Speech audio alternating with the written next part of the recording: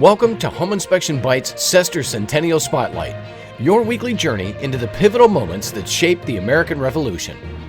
250 years ago, the colonies were on the brink, but not just of war. Before the first cannon roared, America's battle for freedom was fought with ink. This week on the Sesquicentennial Spotlight, the papers that fanned the flames of a revolution. In the summer of 1775, before a single word of the Declaration of Independence had been drafted, the revolution was already well underway.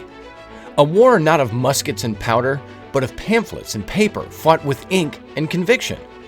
It was the war for public opinion, and the colonists were divided. As they moved from protest towards armed resistance, the press waged a war of its own. Patriot and Loyalist printers churned out newspapers, broadsides, and pamphlets, each side vying to control the narrative.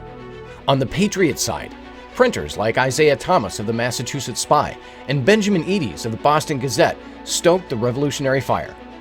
Their papers published reports of British brutality at Lexington and Concord, often exaggerated for effect. Some even claimed the regulars bayoneted old men in their doorways, claims that inflamed tensions, but without much evidence. The strategy, however, was clear and consistent. Make the British crown the villain and resistance a moral necessity. Patriot propaganda emphasized liberty, natural rights, and collective suffering, portraying the conflict as a righteous struggle against tyranny.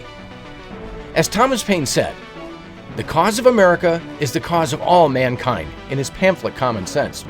These words underscored the Patriots' narrative in periodicals of the day. But the Loyalists were not silent.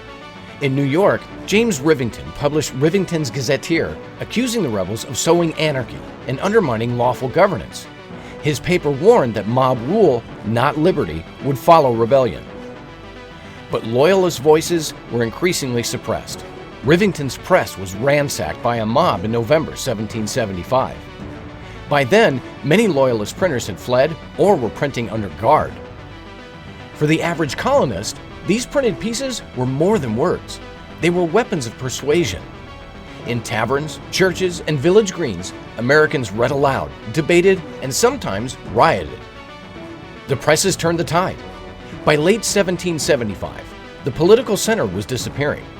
The number of neutral colonists dwindled as Patriots and Loyalists hardened their lines. A letter from Virginia Patriot Landon Carter noted that even servants now speak of liberty and tyranny with the tongues of lawyers. In a world before mass media, the printing press created a shared revolutionary identity, uniting distant colonies in a common cause. It also deepened fractures that would echo through families and communities for generations. The ink spilled in 1775 shaped the war to come. Before the muskets thundered at Saratoga, before the drums beat at Yorktown, the war for American hearts and minds had already begun, and much of it was won on paper. Long before independence was declared, America's revolutionaries had already won the war for hearts and minds. One pamphlet, one paper, one powerful word at a time. I'm Derek Palmaville. Join us next time on Sesquicentennial Spotlight, where history speaks across the centuries.